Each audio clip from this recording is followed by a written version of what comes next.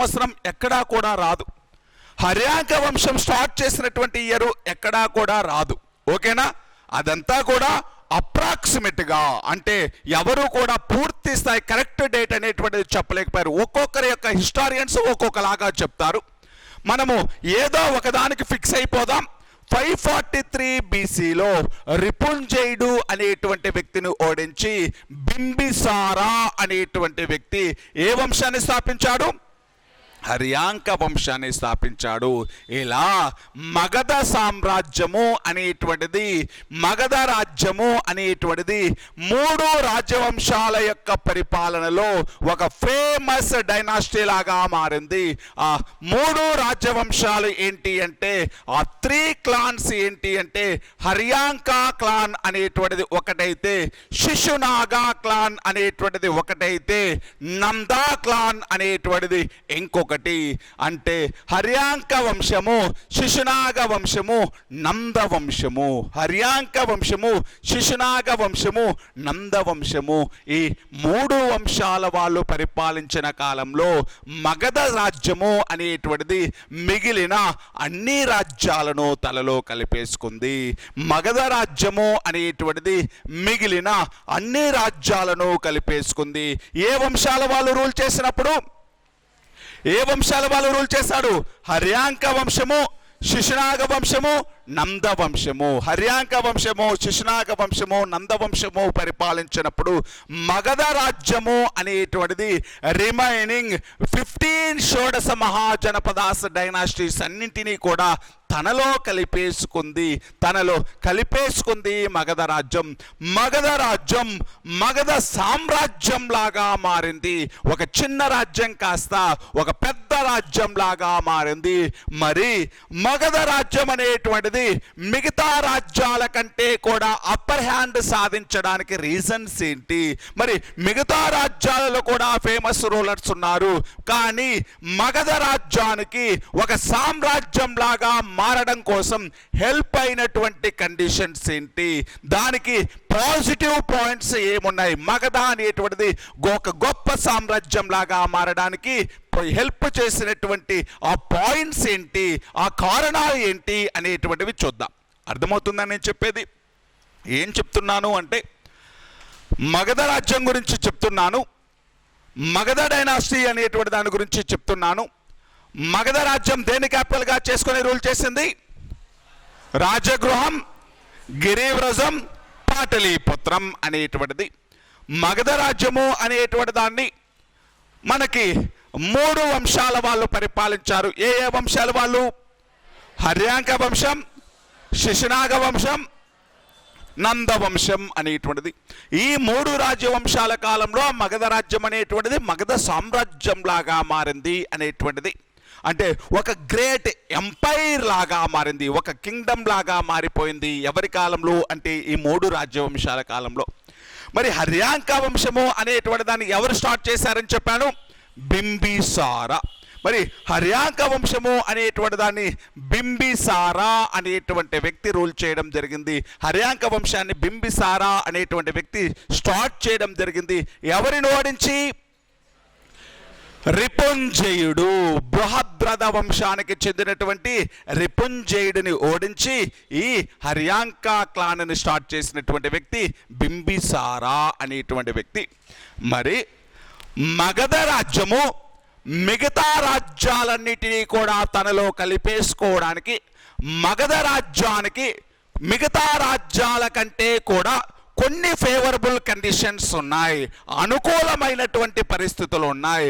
మరి ఆ రాజ్యము మిగతా రాజ్యాలన్నింటినీ కూడా తనలో కలిపేసుకోవడానికి యూజ్ అయినటువంటి ఫేవరబుల్ కండిషన్స్ ఏంటి, అనుకూలమైనటువంటి పరిస్థితులు ఏంటి అనేటువంటిది చూద్దాం. నేను ఏమీ కొత్త పాయింట్ ఏమీ చెప్పట్లేదు. మగధ రాజ్యం అనేటువంటిది మిగిలిన రాజ్యాలను తనలో కలిపేసుకోవడానికి, మిగిలిన రాజ్యాలన్నింటినీ కూడా ఓడించడానికి, మిగతా రాజ్యాల కంటే కూడా కొన్ని ఎక్కువ పాజిటివ్ పాయింట్స్ అనేటువంటివి ఈ మగధ ఎంపైర్ అనేటువంటి దానికి, మగధ రాజ్యానికి ఉన్నాయి. దానికి ఉండేటువంటి ఫేవరబుల్ కండిషన్స్ ఏంటి, అనుకూలమైనటువంటి పరిస్థితులు ఏంటి అనేటువంటిది చూద్దాం. మగధ రాజ్యానికి ఎన్ని క్యాపిటల్స్ అని చెప్పాను? ఏంటి బాబీ? రాజగృహం, గిరివ్రజం,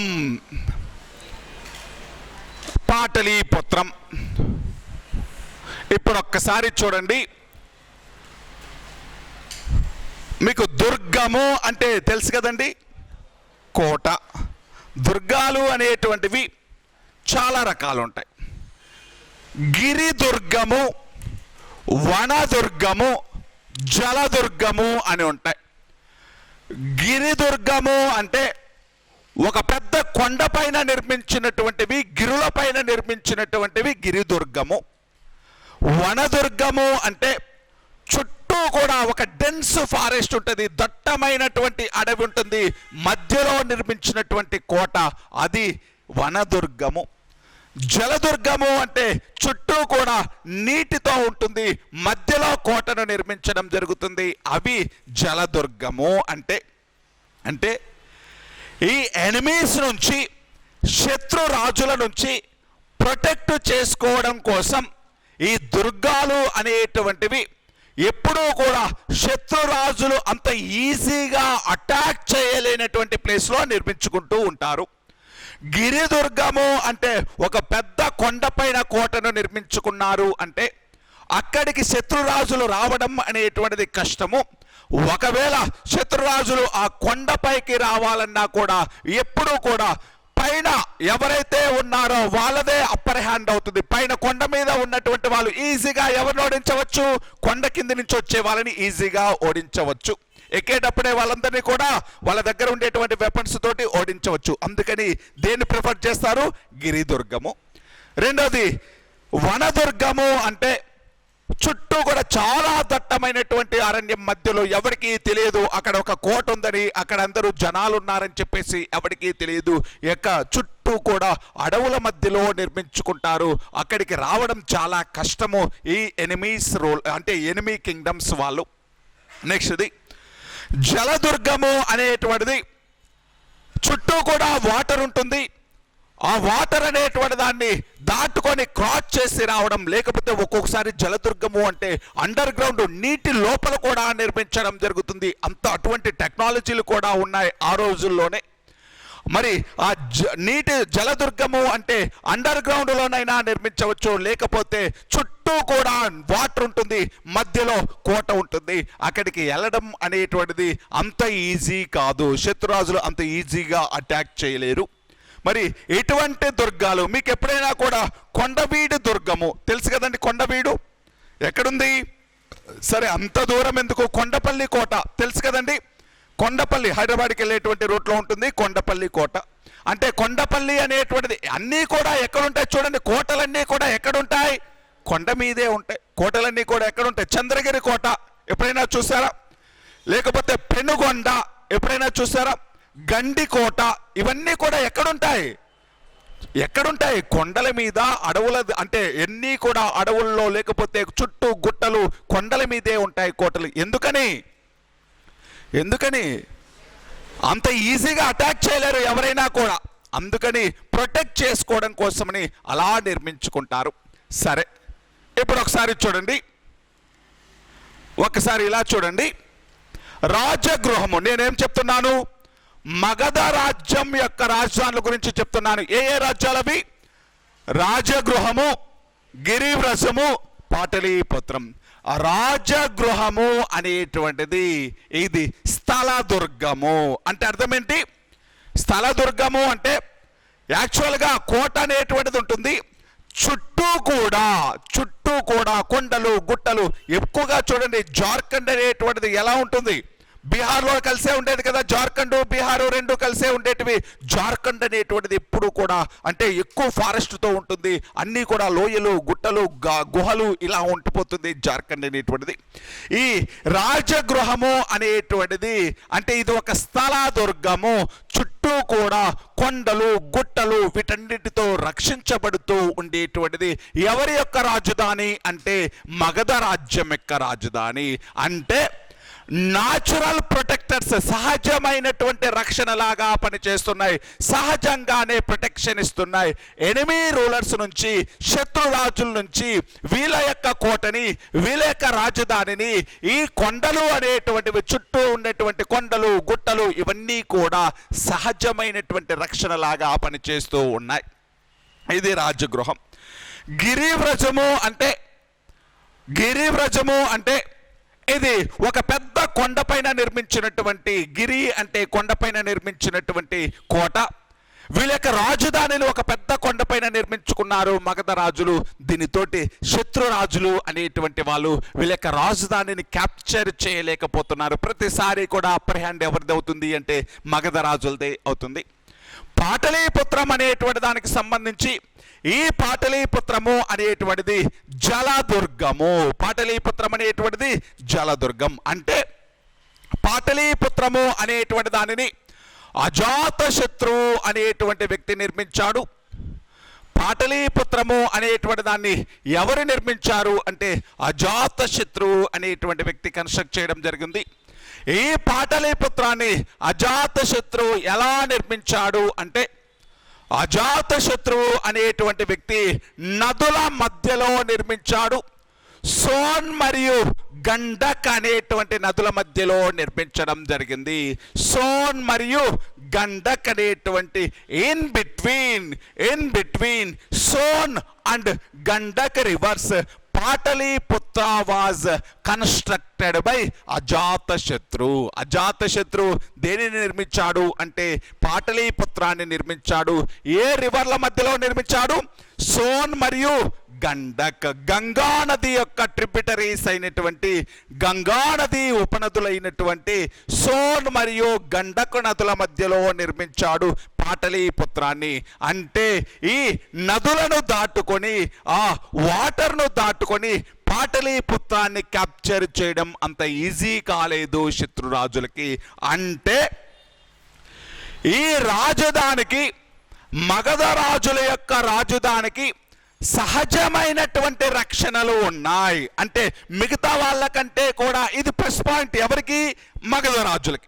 వీళ్ళ యొక్క రాజధానులని, వీళ్ళ యొక్క కోటలని, ఈ కొండలు గుట్టలు అనేటువంటివి, దానితో పాటు ఈ వాటర్ సోర్సెస్ అనేటువంటివి న్యాచురల్ ప్రొటెక్టర్స్ లాగా, సహజ రక్షణ లాగా పనిచేస్తున్నాయి. దీనితోటి వీళ్ళ యొక్క క్యాపిటల్ని క్యాప్చర్ చేయడం పాసిబుల్ అవ్వలేదు. ఎవరికి అంటే ఎనిమీ రూలర్స్కి. అంటే నేనేం చెప్తున్నాను అంటే, మగధ అనేటువంటిది ఒక గొప్ప సామ్రాజ్యం అవ్వడం కోసం దారి తీసిన, దోహదపడినటువంటి పరిస్థితులు. అంటే ఒక గొప్ప డైనాసిటీ అవ్వడం కోసం, ఒక గొప్ప ఎంపైర్ అవ్వడం కోసం దానికి యూజ్ అయినటువంటి ఫేవరబుల్ కండిషన్స్ ఏంటి? ఒకటి, దానికి సహజమైనటువంటి రక్షణలు ఉన్నాయి. మగధ రాజ్యం యొక్క రాజధానికి అక్కడ ఉండేటువంటి అడవులు, అక్కడ ఉండేటువంటి కొండలు, అక్కడ ఉండేటువంటి వాటర్ అనేటువంటిది న్యాచురల్ ప్రొటెక్టర్స్ లాగా ఉన్నాయి. ఇది మిగతా రాజుల కంటే కూడా వీళ్ళు పై చేయి సాధించడానికి, అప్పర్ హ్యాండ్ సాధించడానికి ఈ పాయింట్ అనేటువంటిది ఒకటి యూజ్ అయ్యింది. నెక్స్ట్ది ఇంకా ఏంటి? మగధ రూలర్స్కి ఫేవరబుల్ కండిషన్స్ ఏంటి అంటే, ఈ ప్రాంతంలో మగధ రాజులకు సంబంధించినటువంటి ఈ రాజ్యంలో, మగధ రాజ్యులు అంటే, మగధ రాజ్యము అంటే ఏ ప్రాంతం అని చెప్పాను? ప్రజెంట్ బీహార్, జార్ఖండ్. మరి భారతదేశంలో ఐరన్ అనేటువంటిది ఎక్కువగా ఎక్కడ దొరుకుతుంది? యాక్చువల్గా జార్ఖండ్, ఛత్తీస్గఢ్, దానితో పాటు ఒరిస్సా, కర్ణాటక. జార్ఖండ్, ఛత్తీస్గఢ్, ఒరిస్సా, కర్ణాటక ఈ రాష్ట్రాలలో ఐరన్ సోర్సెస్ అనేటువంటివి, ఐరన్ మినరల్స్ అనేటువంటివి ఎక్కువగా ఉంటాయి. మరి మగధ ప్రాంతము అనేటువంటిది దేనికి ఫేమస్ అంటే ఐరన్కు ఫేమస్. దేనికి ఫేమస్ అండి? ఐరన్. ఈ ఐరన్కి ఫేమస్. ఇనుము అనేటువంటిది ఈ గుహల నుంచి, లేకపోతే భూమిలో నుంచి ఇనుము అనేటువంటి దాన్ని ఎక్కువగా తీయడం జరుగుతుంది. ఇనుము అనేటువంటిది ఎక్కువగా దొరుకుతుంది. ఈ మగధ ప్రాంతంలో ఐరన్ రిసోర్సెస్ అనేటువంటివి ఎక్కువగా ఉన్నాయి, ఇనుప ఖనిజము అనేటువంటిది ఎక్కువగా దొరుకుతుంది. ఈ ఐరన్ రిసోర్సెస్ అనేటువంటి వాటిని బయటకు తీసి, ఈ ఇనుప ఖనిజము అనేటువంటి దాన్ని బయటకు తీసి ఐరన్ అంటే ఆ ఇనుప ఖనిజాన్ని ఉపయోగించుకొని తమకు కావలసినటువంటి వెపన్స్ అనేటువంటివి ప్రిపేర్ చేసుకోవడం జరిగింది. అంటే కత్తులు, కటార్లు, ఈటెలు, బాణాలు ఇవన్నీ కూడా ప్రిపేర్ చేసుకున్నారు. దేన్ని ఉపయోగించుకొని ఐరన్ మైన్స్ను ఉపయోగించుకొని, ఇనుప గనులను ఉపయోగించుకొని. అంటే మగధ రాజ్యంలో ఐరన్ ఓర్ అనేటువంటిది ఎక్కువగా అవైలబిలిటీలో ఉంది. ఆ మగధ రాజ్యంలో ఉండేటువంటి ఐరన్ ఓర్ అనేటువంటి దాన్ని ఎక్స్ట్రాక్ట్ చేసి, ఐరన్ ఓర్ అనేటువంటిది ఇనుప ఖనిజాన్ని బయటకు తీసి, ఆ ఇనుప ఖనిజంతో తమకు కావలసినటువంటి వెపన్స్ అనేటువంటివి తయారు చేసుకోవడం జరిగింది. ఆ వెపన్స్ అనేటువంటివి యుద్ధంలో ఉపయోగపడ్డాయి. అంటే మిగతా రాజ్యాల కంటే ఎక్కువ మొత్తంలో వెపన్స్ ఎవరి దగ్గర ఉన్నాయి? మగధ రాజుల దగ్గర ఉన్నాయి. అంటే వాళ్ళకి ఆయుధాల కొరత అనేటువంటిది ఏర్పడలేదు, వెపన్స్ స్కేరిసిటీ అనేటువంటిది ఏర్పడలేదు. అలా వెపన్స్ అనేటువంటివి అబండెంట్ ఆఫ్ ఐరన్ వెపన్స్ అనేటువంటివి ఉన్నాయి. ఎక్కువ మొత్తంలో ఇనుప ఆయుధాలు అనేటువంటివి తయారు చేసుకున్నారు. ఇది మిగిలిన రాజుల కంటే అప్పర్ హ్యాండ్ సాధించడానికి అది ఒక రీజన్ లాగా ఉండిపోయింది. నెక్స్ట్ది, దీనితో పాటు ఆ రోజుల్లో యాక్చువల్గా ప్రతి రాజు దగ్గర కూడా ఆర్మీ ఉంటుంది. ఎటువంటి ఆర్మీలు ఉండేవి అంటే ఆ రోజుల్లో ఇన్ఫాంట్రీ అంటే పదాతి దళం, అంటే నడుచుకుంటూ వెళ్ళి యుద్ధం చేసేటువంటి వాళ్ళు ఇన్ఫాంట్రీ అంటే. ఇంకొక ఆర్మీ ఉంటుంది చారియట్ ఆర్మీ, అంటే రథ దళం, అంటే రథాల మీద వెళ్ళేసి యుద్ధం చేసేటువంటి వాళ్ళు. దానితో పాటు హార్స్ ఫోర్స్ అనేటువంటిది ఉంటుంది, గుర్రపు దళము అనేటువంటిది ఉంటుంది. ఇవన్నీ అందరికీ తెలిసినవే, కామన్గా ఉండేటువంటి దళము. ఆ రోజులలో మగధ రాజ్యం వాళ్ళకి ఈ అన్ని ఆర్మీలతో పాటు, అన్ని వార్ఫేర్లతో పాటు ఎక్స్ట్రాగా ఎలిఫెంట్ ఫోర్స్ అనేటువంటిది ఉండేది, ఏనుగు దళము అనేటువంటిది ఉండేది. ఈ ఏనుగు దళము అనేటువంటిది మిగతా రాజుల దగ్గర ఉండేది కాదు, ఎలిఫెంట్ ఫోర్స్ అనేటువంటిది ఉండేది. ఏనుగు బలము అంటే ఏనుగు దళము అనేటువంటిది ఉండేది. మిగతా రాజులకి ఎలిఫెంట్ ఫోర్స్ అని అప్పటికి ఇంకా యూజ్లోకి రాలేదు, అప్పుడు ఇంకా పెద్దగా యూజ్ చేయలేదు. ఎందుకు ఎలిఫెంట్ ఫోర్స్ అనేటువంటిది ఉంది వీళ్ళ దగ్గర అంటే, ఈ రాజ్యము మగధ రాజ్యం అంతా కూడా అడవులతో నిండిపోయింది. అడవులలో వాళ్ళకి ఎక్కువ మొత్తంలో ఏం దొరుకుతున్నాయంటే ఏనుగులు దొరుకుతున్నాయి. ఆ ఏనుగులని ఆ ఏనుగులను తీసుకొని వచ్చి వాటికి ట్రైనింగ్ ఇచ్చి తమ యొక్క మిలిటరీలో వాటిని యూజ్ చేసుకోవడం జరిగింది. ఎలా యూజ్ చేసుకున్నారు అంటే, ఆ ఏనుగుల పైన అంటే వాళ్ళకు కావలసినటువంటి ఫుడ్ మెటీరియల్స్ సప్లై చేయడం కోసం, వెపన్స్ను సప్లై చేయడం కోసం, అదేవిధంగా యుద్ధ సమయంలో శత్రురాజులను భయపెట్టడం కోసం, యుద్ధ సమయంలో శత్రురాజుల పైన అంటే పెద్ద పెద్ద రాళ్ళు ఇసిరేయడం కోసం, ఇటువంటి వాటి కోసం ఏనుగులను ఉపయోగించుకున్నారు. ఈ ఏనుగులని అంటే ఏనుగు దళము అనేటువంటిది రిమైనింగ్ రాజ్యాలకు లేదు, దీనికి మాత్రమే ఉంది మగధ సామ్రాజ్యం. ఈ ఎలిఫెంట్ ఫోర్స్ అనేటువంటిది యుద్ధాలలో మిగిలిన రాజ్యాలు ఓడించడానికి ప్రధాన కారణమయ్యింది. ఎలిఫెంట్ ఫోర్స్ అనేటువంటిది మిగిలిన రాజ్యాలను ఓడించడానికి ప్రధాన కారణమయ్యింది. అంటే నేనేం చెప్తున్నాను, మగధ రాజ్యము అనేటువంటిది మిగిలిన అన్ని రాజ్యాలను ఓడించడానికి, మిగిలిన అన్ని రాజ్యాల కంటే అప్పర్ హ్యాండ్ సాధించడానికి రీజన్స్ చెప్తున్నా. వాళ్ళ యొక్క రాజధానులు, వాళ్ళ యొక్క కోటలకి సహజమైనటువంటి రక్షణలు ఉన్నాయి, న్యాచురల్ ప్రొటెక్టర్స్ అనేటువంటివి ఉన్నాయి. దానితో పాటు అక్కడ అడవుల్లో వాళ్ళకి ఏం దొరుకుతుంది అంటే ఐరన్ ఓర్ అనేటువంటిది దొరుకుతుంది, ఐరన్ మైన్స్ అనేటువంటివి ఉన్నాయి. ఆ ఇనుప గనుల నుంచి ఇనుమును ఎక్స్ట్రాక్ట్ చేసుకుని వెపన్స్ని ప్రిపేర్ చేసుకుంటూ ఉన్నారు. దానితో పాటు వీళ్ళకు ఉండేటువంటి ఎలిఫెంట్ ఫోర్స్ అనేటువంటిది ఈ ఏనుగు దళము అనేటువంటిది మిగిలిన రాజులకి లేదు. దానితో పాటు ఈ రాజ్యాన్ని రూల్ చేసినటువంటి రూలర్స్ అనేటువంటి వాళ్ళు, ఈ రాజ్యాన్ని రూల్ చేసినటువంటి రూలర్స్ అనేటువంటి వాళ్ళు ఆ కాలంలో వీళ్ళకు ప్యారలల్గా ఉన్నటువంటి రాజుల కంటే కూడా బలవంతులు. ఆ కాలంలో ఒక సమర్థవంతమైన కెపాసిటీ ఉన్నటువంటి, స్ట్రెంగ్త్ ఉన్నటువంటి తెలివైన రాజులు పరిపాలించడం జరిగింది. లైక్ బింబిసార, అజాతశత్రు, దానితో పాటు బింబిసార, అజాతశత్రు, శిశునాగుడు, మహాపద్మనందుడు లాంటి గొప్ప గొప్ప రాజులు పరిపాలించారు. వీళ్ళ యొక్క అడ్మినిస్ట్రేషన్ క్యాపబిలిటీస్ అనేటువంటివి ఎక్కువగా ఉన్నాయి, వీళ్ళ యొక్క స్ట్రెంగ్త్ అనేటువంటిది ఎక్కువగా ఉన్నాయి.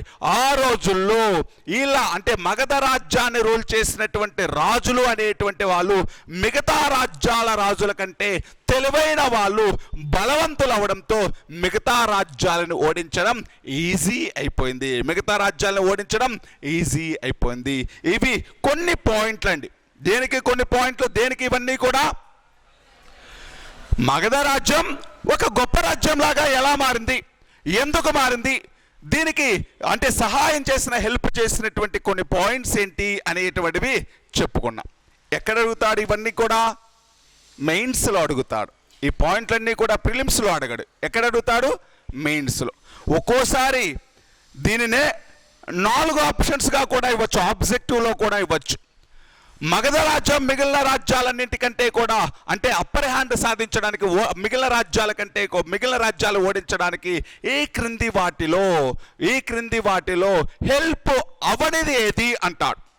హెల్ప్ అయినదేంటో మనకు తెలిస్తే అవని దాన్ని ఏం చేయొచ్చు? ఈజీగా ఎలిమినేట్ చేసేయచ్చు. అంటే ఆబ్జెక్టివ్ టైప్లో కూడా అడగడానికి అవకాశం ఉంది, అట్ ద సేమ్ టైం మెయిన్స్లో కూడా అడగడానికి అవకాశం ఉంది. ఇది దేనికి సంబంధించిందండి? మగధ రాజ్యము అనేటువంటి దానికి సంబంధించి ప్రీ హిస్టరీ. సరే, మరి ఈ మగధ డైనాసిటీ అనేటువంటి దానిని ఎన్ని క్లాన్స్ రూల్ చేశాయని చెప్తున్నాను? 3 క్లాన్స్ రూల్ చేశాయి. మగధ రాజ్యము అనేటువంటి దాన్ని 3 వంశాల వాళ్ళు పరిపాలించారు. వాళ్ళు ఎవరెవరు? హర్యాంక వంశం, శిశునాగ వంశం, నంద వంశం. ఫస్ట్ ది సైడ్ రేటింగ్ పెట్టుకుందాం.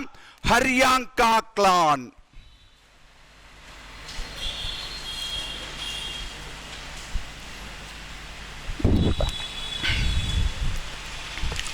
హర్యాంక వంశం ఒకసారి చూడండి. హర్యాంక వంశంలో